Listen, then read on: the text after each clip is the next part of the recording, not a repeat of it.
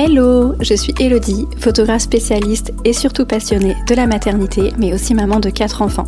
Bienvenue dans Le Thé Papote, le podcast où l'on parle de la maternité dans toute sa richesse et sa complexité, de la grossesse au premier mois avec bébé. Installe-toi confortablement, prépare-toi une boisson chaude et prends cette pause rien que pour toi. Prête ? Alors c'est parti ! Hello, je suis ravie de te retrouver pour ce 2e épisode de podcast et le premier dans lequel on entre dans le vif du sujet. Et aujourd'hui, on va parler allaitement.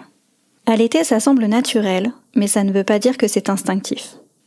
Chaque allaitement est unique et je suis persuadée qu'être préparé est la clé pour un allaitement plus doux et serein.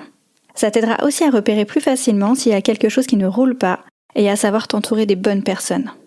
Aujourd'hui, je vais te donner 7 conseils pour aborder l'allaitement avec confiance et sérénité dès les premiers jours. Je suis moi-même une maman allaitante, j'ai allaité mes 3 derniers enfants assez longtemps, 1 an et demi à 2 ans jusqu'ici, et j'ai la chance que tout se soit toujours bien passé. Mais je pense que si ça a toujours été assez fluide pour moi, c'est aussi parce que j'avais une confiance totale en ma capacité à allaiter, et comme j'ai besoin de connaître à fond les sujets dans lesquels je m'engage, je me suis toujours bien informée sur l'allaitement, ce qui m'a évité bien des soucis et m'a permis d'agir rapidement dès que je sentais que quelque chose n'allait pas. J'ai vu tellement de mamans arriver au studio avec un allaitement en péril dès les premiers jours de vie de leur enfant parce qu'elles avaient reçu de mauvais conseils, qu'il me tient à cœur aujourd'hui de vous transmettre quelques clés pour que cette merveilleuse aventure lactée se passe au mieux pour vous. Et on en vient à la première clé que j'ai envie de vous transmettre qui est se renseigner en amont. Ça peut paraître un peu bateau, mais vraiment, le savoir c'est le pouvoir. Plus tu auras de clés en main, plus tu seras confiante et sereine. Alors tu peux lire des livres, écouter des podcasts, suivre des consultantes en lactation sur les réseaux et bien sûr, dans l'idéal, faire une préparation à l'allaitement avec une professionnelle formée dans ce domaine. Se lancer dans l'allaitement sans se renseigner, c'est un peu comme partir en randonnée sans chaussures de marche, sans carte ni boussole. Tu peux marcher un moment au feeling, mais dès que le chemin deviendra escarpé, tu risques de te sentir perdu et épuisé. Alors, se préparer à l'allaitement, c'est avoir une carte dans la poche et quelques repères pour avancer plus sereinement, même quand ça grimpe. Pour tes lectures, je te conseille les livres Le manuel très illustré d'allaitement de Caroline Guillot et Allaiter de Julie Toutain. Je te les mets dans les ressources de l'épisode pour que tu puisses les retrouver facilement. Pour mon petit dernier, Soren, le fait d'être bien informée m'a permis de ne pas mettre en péril mon allaitement dès le premier jour. L'accouchement s'était super bien passé, sans péridurale, dans une bulle de douceur et d'amour. Il est né dans l'eau et j'étais baignée dans un cocktail hormonal super puissant. Il a été mis tout de suite en peau à peau et s'est directement installé au sein. Tout était parfait. Parfait, oui, jusqu'à ce qu'il soit pesé. Il pesait 2,950 kg en étant né 6 jours avant terme. D'après ce que m'a expliqué la sage-femme sur le moment, s'il avait été une fille, ça n'aurait pas été problématique, sauf que, comme c'est un garçon et que les courbes ne sont pas les mêmes, il était visiblement en dessous de la courbe de poids. La sage-femme m'a expliqué que du coup, on allait lui donner directement un complément au biberon. Il avait 1 heure de vie et on me proposait déjà un complément. Si je n'avais pas été confiante et bien renseignée, j'aurais pu accepter et ça aurait été sûrement le début de la fin de mon allaitement.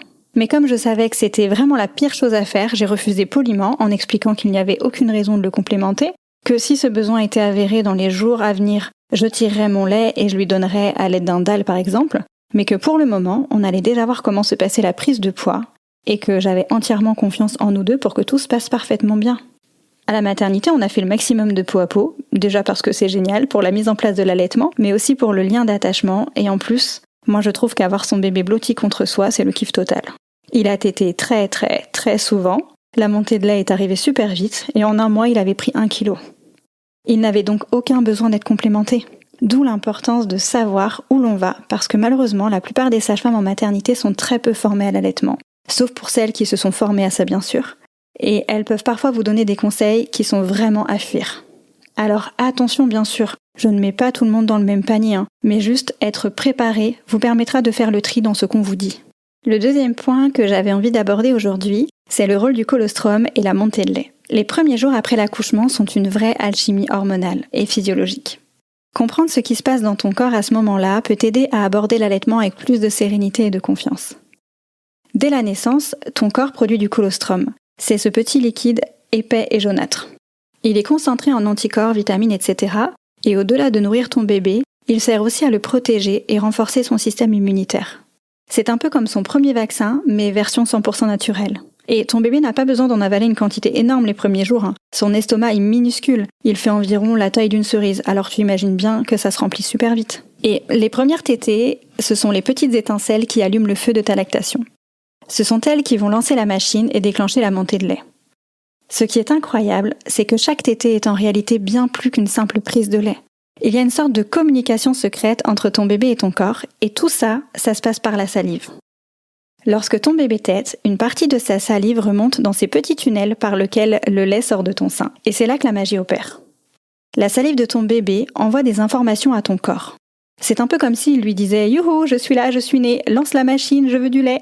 Alors, si ton bébé a besoin de plus de colostrum ou de lait mature, ou s'il combat une petite infection par exemple, ton corps ajuste automatiquement la composition du lait pour répondre aux besoins de ton bébé. Et d'ailleurs, ça vaut aussi pour la quantité de lait. Plus ton bébé tète, plus ton corps produit de lait. Donc si ton bébé tète très souvent dès la naissance, c'est aussi pour activer cette connexion et lancer le processus de montée de lait. D'ailleurs, souviens-toi que pour que la montée de lait se fasse dans les meilleures conditions possibles, l'idéal est de proposer le sein à ton bébé même s'il ne le réclame pas, de façon très fréquente. La Leschlik parle de 8 à 12 tétées minimum sur 24 heures. Sache aussi que le lait maternel se digère plus rapidement que le lait artificiel et que l'allaitement, c'est à la demande. Parfois ton bébé va téter toutes les heures, parfois toutes les 2 heures. Reste à son écoute, sois attentive à ses signes d'éveil, et n'oublie pas qu'au-delà de l'alimentation, le sein c'est aussi un réconfort pour ton bébé. Alors ne te prends pas trop la tête si bébé réclame le sein, donne-lui simplement. Parfois il aura faim, parfois il aura soif, parfois il voudra juste un câlin et c'est ok. Moi je suis de la team, je fais à l'instinct. Je n'ai jamais noté les heures de tétée, ni combien de temps mon enfant a passé au sein, etc. Je faisais confiance. J'allaitais à la demande, et je me suis toujours dit que tant que mon enfant grandissait bien, qu'il évoluait et qu'il remplissait ses couches, c'est que tout allait bien. Et j'ai toujours trouvé que noter tout, c'est s'ajouter une charge mentale dont on n'a franchement pas besoin, sauf bien sûr en cas de nécessité médicale. Ensuite, et c'est le 3e point, il est essentiel d'apprendre les bonnes positions. La position et la prise du sein sont cruciales pour que tout se passe bien, autant pour toi que pour ton bébé. Une bonne position va te permettre d'éviter les crevasses et les douleurs, d'assurer une tétée efficace pour ton bébé. Et ça va également permettre une production de lait optimale grâce à la succion efficace de ton bébé. Il y a évidemment plusieurs positions pour allaiter ton bébé, comme la madone classique, la madone inversée, la position du ballon de rugby, la position allongée, etc. L'idéal est de varier les positions, mais aussi de trouver celles qui sont le plus confortables pour toi. Une erreur que je vois fréquemment au studio, c'est que bébé a parfois la tête trop haute, ce qui fait qu'il a le nez enfoncé dans le sein. Dans l'idéal, bébé doit avoir la bouche grande ouverte, avec les lèvres retroussées, le menton doit toucher le sein et le nez doit être bien dégagé. Du coup, s'il a le nez enfoncé dans le sein, c'est souvent qu'il est trop haut, et je conseille du coup à mes mamans de le descendre un tout petit peu, ce qui fait qu'automatiquement il a le menton qui rentre dans le sein et le nez se retrouve dégagé. Et je fais une petite alerte crevasse.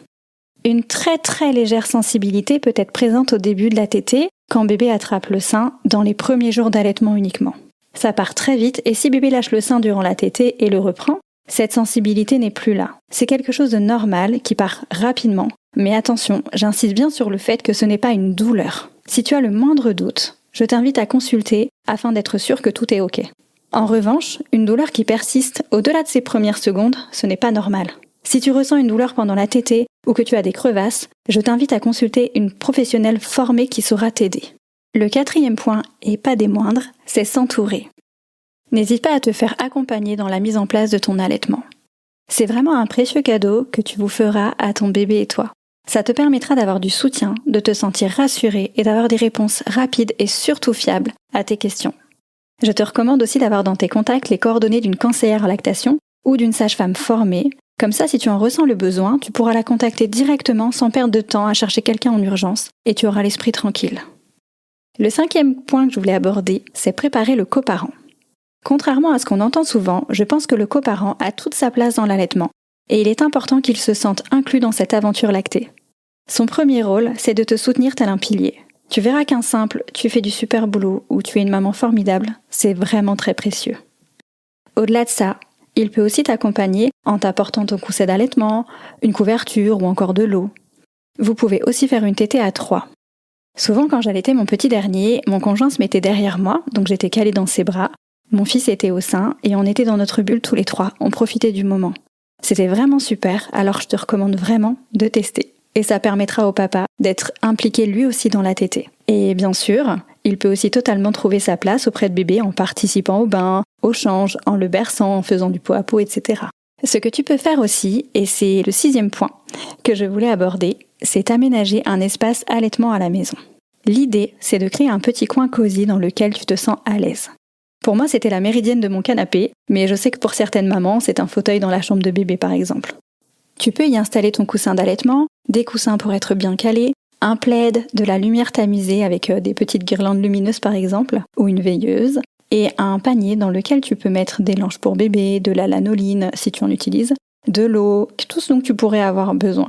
L'idée, c'est de créer une ambiance propice à la détente et aussi d'alléger ta charge mentale pour que tu puisses avoir tout ce que tu veux à portée de main sans devoir te lever tous les 5 minutes pour aller chercher ce dont tu as besoin. Et enfin, le dernier point que j'ai à cœur d'aborder, c'est accepter que ça se mette en place tout doucement à votre rythme. L'allaitement, comme toute nouvelle expérience avec bébé, c'est un processus d'adaptation. Il n'y a pas de solution miracle ni de méthode unique qui fonctionne instantanément. Chaque maman, chaque bébé, chaque histoire est différente et c'est totalement ok. Parfois, les premiers jours peuvent être difficiles et fatigants, mais sois patiente. Je sais que c'est facile à dire, mais il est primordial d'accepter que tout se met en place tranquillement et surtout, fais-vous confiance. Tu sais faire et ton bébé aussi. Et je sais que parfois on se pose beaucoup de questions du style « Est-ce que mon lait est assez nourrissant ?» ou « Est-ce que j'ai vraiment assez de lait ?» Alors je voulais absolument y répondre ici. La réponse est oui. Un grand oui. Sauf cas vraiment exceptionnel, à partir du moment où ton bébé tète à la demande et qu'il mouille bien ses couches, c'est que tout va bien et ton lait sera toujours adapté aux besoins de ton bébé. Alors ne te laisse pas influencer par les réflexions de tata Jeannette si elle te dit que ton lait n'est pas assez nourrissant. Pour résumer cet épisode, retiens que vous savez faire, que tu dois être patiente et bienveillante envers toi-même et que le savoir c'est le pouvoir. L'allaitement c'est un vaste sujet et il y a tellement à dire, mais je ne veux pas non plus te perdre avec trop d'infos, alors je m'arrête là pour aujourd'hui. J'espère que cet épisode t'a plu et que tu y as trouvé des clés pour t'aider. Et s'il y a un sujet autour de l'allaitement dont je ne parle pas ici et que tu aimerais que j'aborde, n'hésite pas à venir me le dire. Merci d'avoir partagé ce moment avec moi. On se retrouve très vite pour une nouvelle pause bienveillante. D'ici là, prends bien soin de toi et rappelle-toi, chaque instant avec ton bébé est un souvenir précieux en devenir. Si cet épisode t'a plu, n'hésite pas à me soutenir en laissant 5 étoiles au podcast et viens me retrouver pour échanger sur le sujet du jour. J'adorerais connaître tes retours et partager avec toi. Je te souhaite une très belle journée, soirée ou nuit et je te dis à très vite.